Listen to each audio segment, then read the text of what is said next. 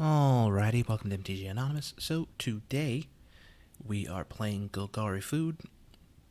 Now this is based off of the one that everyone in Standards is playing up in the GPs, but I don't own all those cards, so what we're going to be doing is hold on, I meant to add those and then take one of each. Okay, so what we're doing is we're going to play the budget version of that. So I'll go over my version, and I don't think I'll go over the other one because it's not my deck, so I shouldn't be the one to release it, but regardless, let's get into this. So first off, we have Cauldron Familiar for 1 black. You get a 1/1 creature cat. When it enters the battlefield, each opponent loses 1 life, and you gain 1 life. Sacrifice a food, return Cauldron Familiar from your graveyard to the battlefield. So obviously, this is going to care about food tokens being made, and then, well, we sacrifice it to the witch's oven, it makes the food, we bring it back. So opponents hate to see this, but we're going to keep doing it over and over again. Gilded Goose, this is a 1 of because, well, we don't own it anymore, and I'm not spending a wild card on it. For 1 green, you get a 0/2 creature bird with flying. When it enters the battlefield, create a food token, and for 1 in a green, create a food token. Well, 1 in a green and tap, create a food token, and then tap, sacrifice a food, add 1 mana of any color. We have 2 copies of Duress. For 1 black, you get a sorcery that says target opponent reveals their hand. You choose a non-creature, non-land card from it.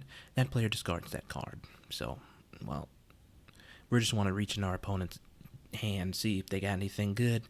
If they do, we'll take it. If they don't, well, then we saw what they have. Witch's Oven. For 1 drop, you get an artifact. Tap, sacrifice a creature, more than likely it's going to be the Cauldron Familiar. Create a food token. If the sacrificed creature's toughness was 4 or greater, create 2 food tokens instead.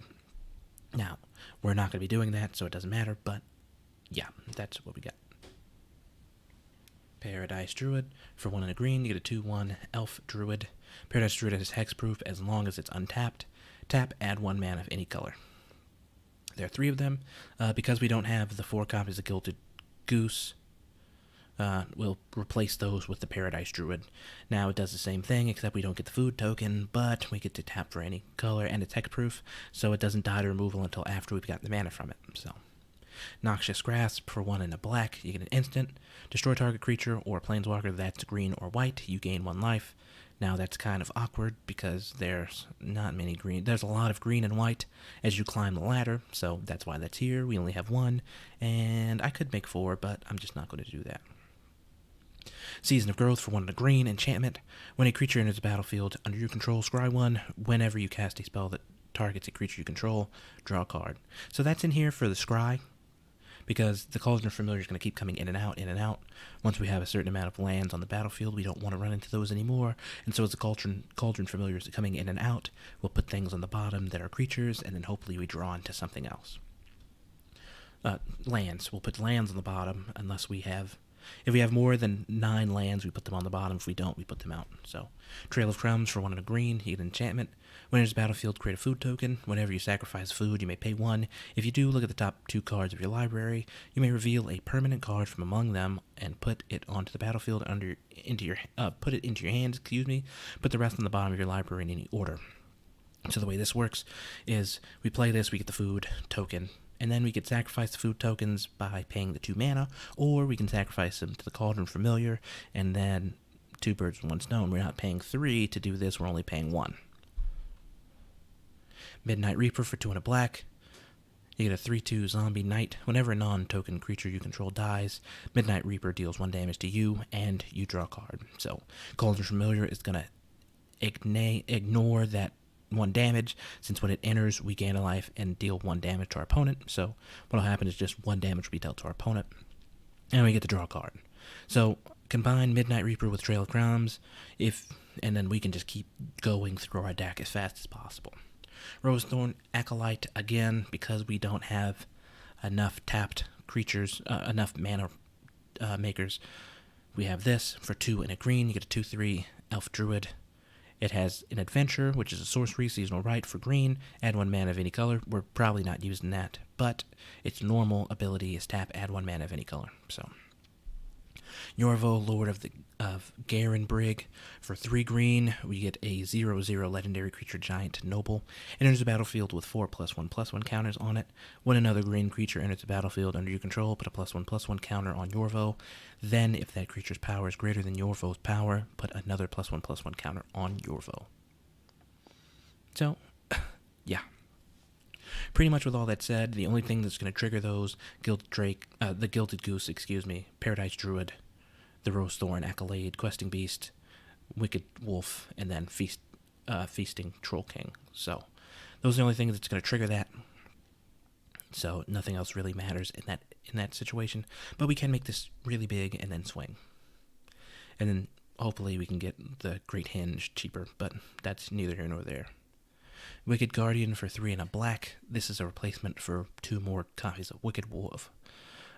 Wicked Guardians is a 4/2 human noble. When it enters the battlefield, you may have it deal 2 damage to another creature you control. If you do, draw a card.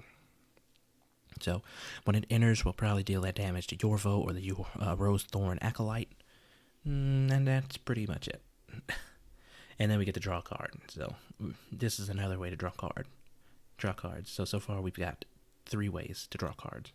Questing Beast for 2, a green and a green. You get a 4/4 legendary creature beast with Vigilance, Death Touch, and Haste. It can't be blocked by creatures with 2 or less power. Combat damage that would be dealt by creatures you control can't be prevented. When it deals combat damage to an opponent, it deals that much damage to target planeswalker that player controls.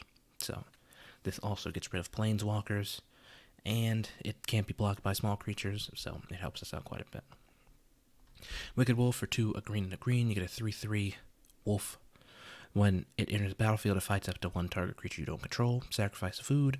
Put a +1/+1 counter on Wicked Wolf. It gains indestructible until end of turn, and tap it. So this enters. If we have a food, we'll sacrifice it so that way it's indestructible and it fights whatever we got going on. Pretty simple. Ritual of Soot for 2, a black and a black. Destroy all creatures with converted mana cost 3 or less. Now that's going to wipe most of our board, but it'll get rid of most of our opponent's stuff too. And we have one way to make tokens. So, Vraska Sworn's Eminence for 2 and Golgari twice. You get a 5 loyalty legendary planeswalker Vraska. When a creature you control with Death Touch deals damage to a player or planeswalker, put a +1/+1 counter on that creature. And then create a 1/1 black assassin creature token with Death Touch, and whenever this creature deals damage to a planeswalker, destroy that planeswalker. It's -2. So Vraska is going to trigger on the Questing Beast and on its tokens, and that's it, but that's how we want it. Next, Feasting Troll King for 2, a green, a green, a green, and a green. You get a 7/6 Troll Noble with Vigilance and Trample. When it enters the battlefield, if you cast it from your hand, create 3 food tokens, and then sacrifice 3 food tokens. Return Feasting Troll King from your graveyard to the battlefield. Activate this ability only on your turn. So with Trail of Crumbs in this, you could possibly draw 3 cards. So, the reason it's in here is because it's a 7/6 with Trample. And so we just want to keep swinging at our opponent and making them lose life. So that helps us out. Casualties of War for 2, a black, a green, and a green. You get a sorcery, choose 1 or more. Destroy target artifact, destroy target creature, destroy target enchantment, destroy target land, and destroy target planeswalker. So, if your opponent has 1 of each, you destroy 1 of each. If not, you destroy a creature in a land or an artifact in a land. But basically, you're going to destroy a land each time.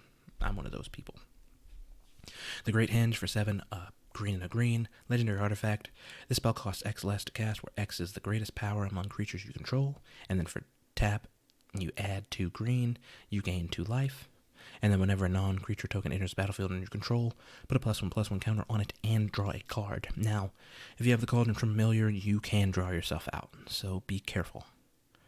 Because every time you sacrifice it and bring it back by sacrificing the food token, you'll draw a card. So that's a fair warning. Next, we have 10 Swamp, 12 Forest, and 2 Overgrown Tombs. That's it for this. You could add Castle Lothwain if you want, but we're going to be drawing lots of cards each turn, so you're not using that. But I play 1 ofs, so we also have Jund Food too, but that's for the next video. Let's go ahead and get into this. So I played Brawl today, but you know, I like Brawl, so Golgari Food.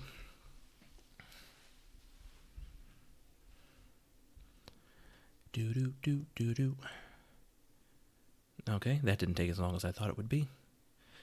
War of Frosici. Frosici? Don't ask me. So I've got 4 lands, Cauldron Familiar, Vraska, and Wicked Guardian. So the way I could do this is I could play Vraska the next turn, play the Wicked Guardian, and deal the 2 damage to the Assassin. So that's usually what I'll do, because the free draw is pretty useful. Always say hello, because that's just friendly. Okay. Trail of Crumbs is also one that is pretty helpful. So with Trail of Crumbs, if we don't have another food, what we'll do is we'll deal that damage to the Cauldron Familiar and then bring the Cauldron Familiar back the next turn after we've untapped lands. So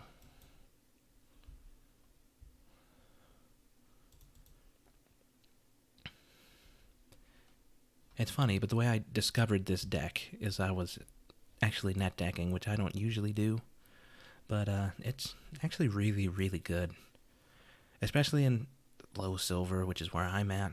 Now, granted, most of the time we don't have this much time to set up against an opponent, but so what we'll do is we'll play another forest and we'll duress them, see what they got going on. I don't want them to get rid of permanent,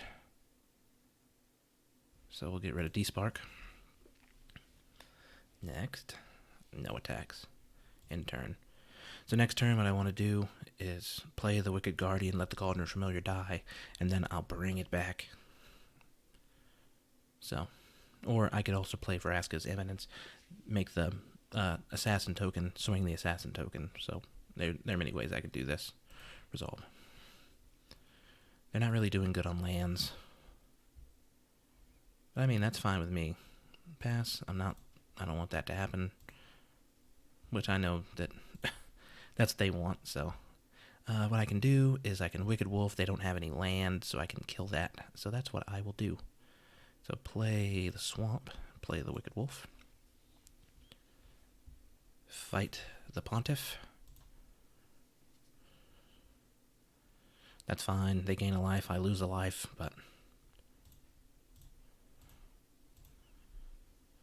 So...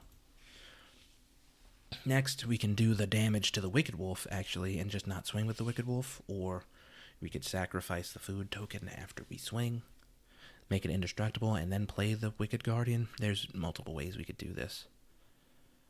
But I can also make it indestructible if they decide to try to kill it. So, exile. Yeah, that's fine.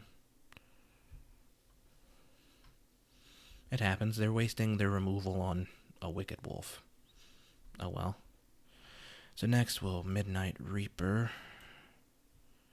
Yeah, we can do one of 2. We'll do Vraska's Eminence. Make the token. I want to look and see what's on there, so I'll go ahead and swing this, because I need the Witch's Oven now.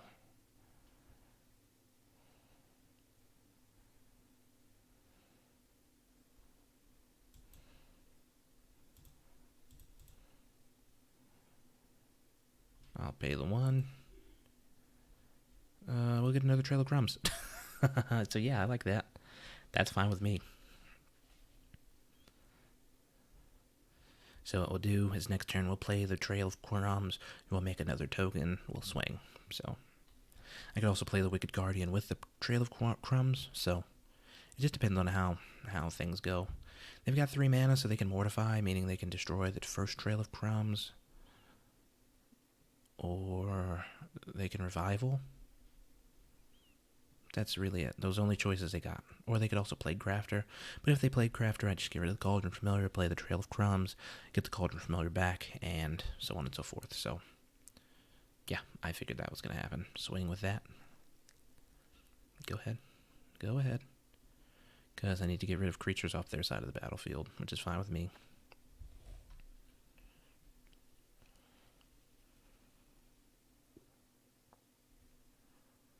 Now what I want is to get this Midnight Reaper out and a Witch's Oven, but it doesn't seem like I'm going to draw one, so play the Trail of Crumbs again. Play the Midnight Reaper. Make the token. Swing these two. What? That's interesting. I was hoping they killed the Cauldron Familiar. Now they did that because I won't get to draw a card. But, whatever. I get to swing this assassin next turn. So they play the Plague Crafter. I have to sacrifice something, but I'll sacrifice the cat and bring it back, so it doesn't matter. Then I don't see a way to kill things in their hand yet, but they're also not drawing lands, and so that's hurting them. Destroy. Okay. I draw a card, so that's fine. Season's Greeting. Season's Growth. So play Season's Growth. Play the... well, I want to attack first, so attack. Next I'll play the Wicked Guardian. Put that on the bottom, because I have 2, 4, 6, 7 lands. Deal the damage to the Cauldron Familiar, and draw another turn. Sacrifice that. Pay that. And another Cauldron Familiar, so we'll grab that. And Feasting Troll. That'll give us 3 more, so we'll keep it. So our opponent's got to do something. Because if they don't, we'll just keep getting bigger and bigger. And also, if they play that Plague Crafter, we can also get rid of Vraska, since she's not actually doing anything anymore. So, they're caught in a rock and a hard place. Oh, they pass their turn? Okay. Play the Swamp. Play the Cauldron Familiar.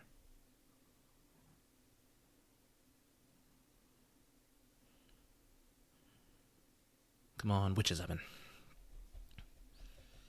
Come on, Witch's Oven. Not a forest. It's so annoying when you get something you don't want. So Feasting Troll is next. Make our 3 food tokens. If they kill it, they kill it. If they don't, they don't. Whatever. So now we have... Nope, don't want that. So now we're going to do 7 damage. So they've got to do something on their turn. So they could Basilica Bell Haunt on their turn, and then we'll discard a card, which we don't have, and they'll gain 3 life, but then that saves them for 1 turn. They could Plague Crafter. We sacrifice Vraska, and so they haven't effectively done anything. They don't have enough Revenge. They could Revival. Okay, so they can... Now they can Revival and they can Plague Crafter. Now granted, again, still doesn't help because we have a creature with Vigilance and Trample.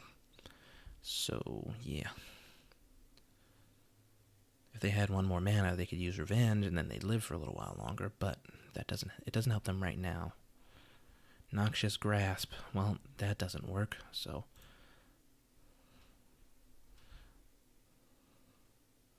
Even if they were to kill the Feasting Troll somehow, I'm still swinging. I'm still swinging with everything, so hopefully this is GG. Next. And there we go. That's GG. See, that was a lot easier. And then, of course, Silver 3. Not very good, but whatever. We get the win. We get a couple creature kills. Not many, but that's not what this deck does. So... We'll play the next one. We'll play 1 more, because that actually did pretty good.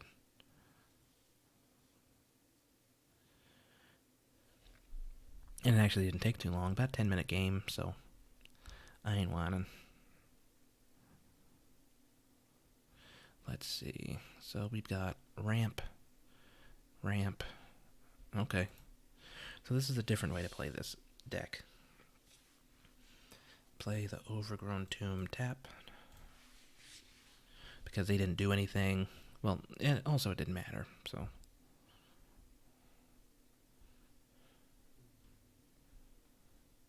Play the Season of Growth. Next turn, we can play the Rose, Thorn, Acolyte, and the Aether Druid. Yeah, okay. Because, yeah, see, they're going to be doing some shenanigans. Not the creature card, but, you know, the same thing. If I draw green, then I'll play Yarvo instead. I drew green, so Yarvo. Season of Growth. Yeah, I can do 2 next turn, so that's fine. So what I need to get into is now the Cauldron Familiar, so I can bounce and bounce and bounce and bounce. They're probably going to try to return that to my hand, which, whatever, that's fine. If they don't, then I can play the Season of Growth and the Paradise Druid, and so then I get to Scythe 2. And then I want to find a land in the Cauldron Familiar, so if I don't find a land in Cauldron Familiar, I'll play the Wicked Guardian, shock the Yarbo, so. Maybe this is a land destruction deck. I haven't seen one of those in a while. Okay. Yeah, that's what I would expect.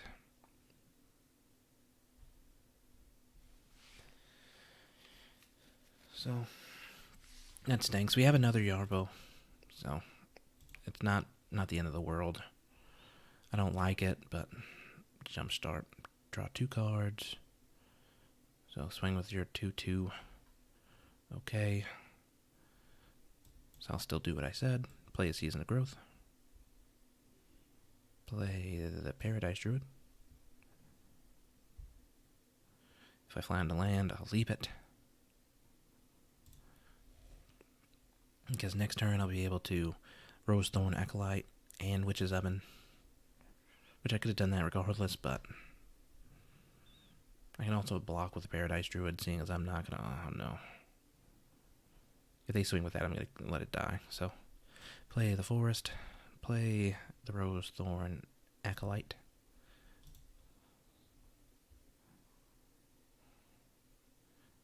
I don't need that.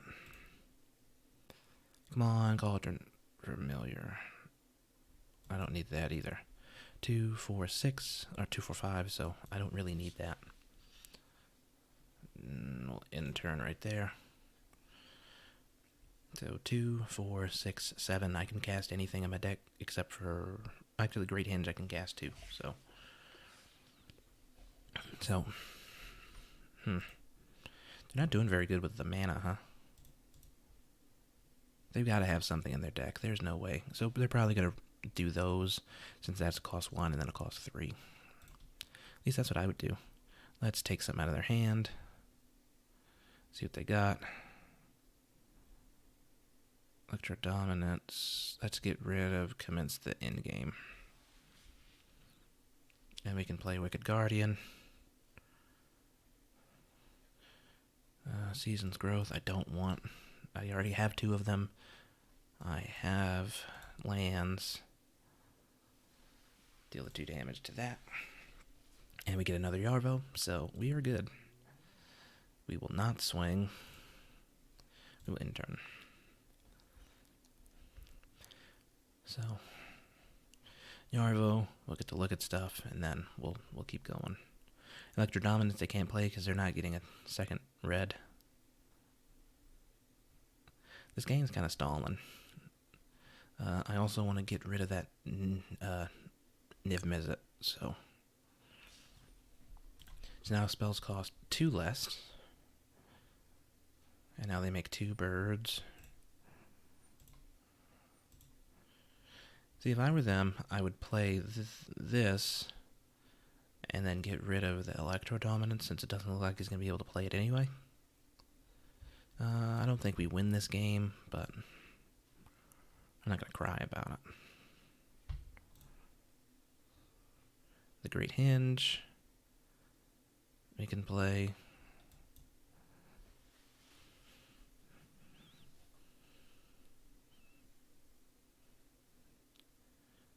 I got 1 blue, but I got 2 I can pay to pay for stuff, so.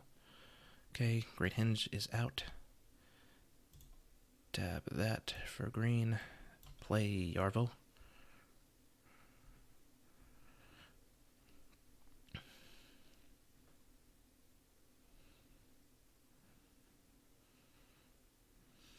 I wish I could order these, but that's fine. Trail of Crumbs. I don't need. It might have been better to keep the Trail of Crumbs, actually. Wicked Wolf is perfect. And then next, no attacks in turn. So next we play Wicked Wolf, tapping the Great Hinge, and then we'll just keep doing it like that. So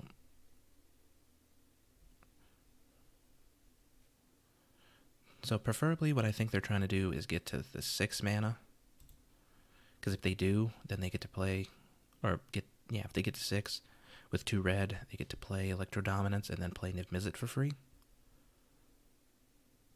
Yeah, I would do something like that.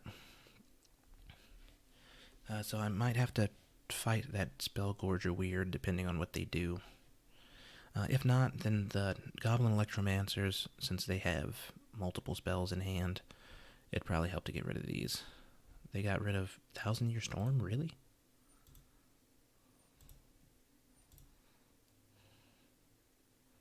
Huh, interesting. They can attack with the 2 birds.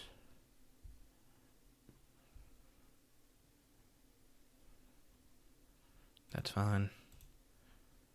Because I gain 2 life each turn from the Great Hinge, but regardless, tap the Great Hinge, play the Wicked Wolf. Kill that. Duress, keep. Duress, keep. Resolve. Duress. Grab the Electro Dominance. Next, no attacks in turn. So we just get to doing that over and over again. Now hopefully we draw a creature card again, so that way we can keep this going. What would be nice is the Cauldron Familiar, and then we can keep drawing cards from that over and over again. That'll also help us out. Next, they'll use Radical Ideal.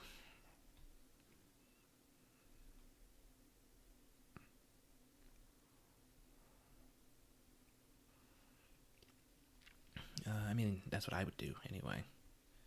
You can't target her, and you don't have the mana for it anyway now. Besides, anything they decide to target with Rawl's Outburst, I'll just kill it, and then they didn't deal the damage, so they don't get it.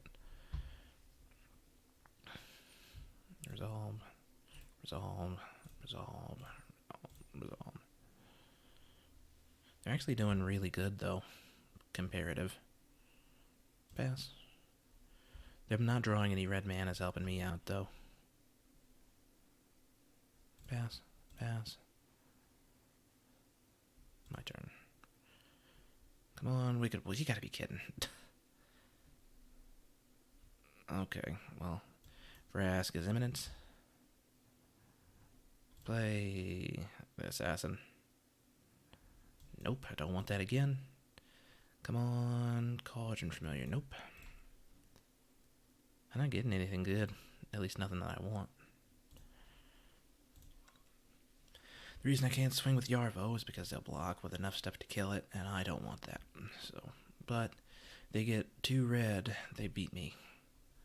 This is just really a stall fest, and it's kind of annoying. Yeah, I guess that... I didn't think about that. They'll just beat me with bird tokens the way it's looking. Well, I got one way to get rid of that, but it'll kill all my stuff except for 2. 3? 2. So, I'm hoping it doesn't come to board wiping, but it looks like that's what's going to have to happen.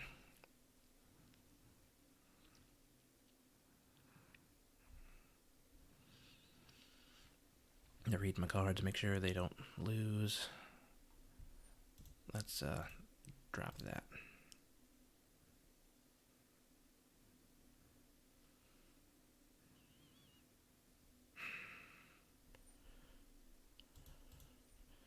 Yeah, the way we're looking, I don't win.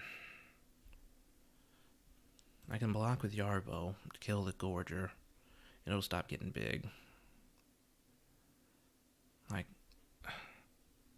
this is just so silly.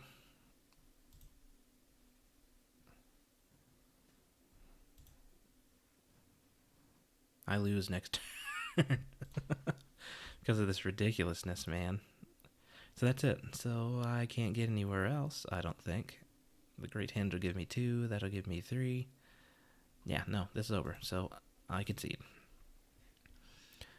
Well, that was fun. That's the end of this video. If you like, please like, comment, and subscribe. Thank you. Later.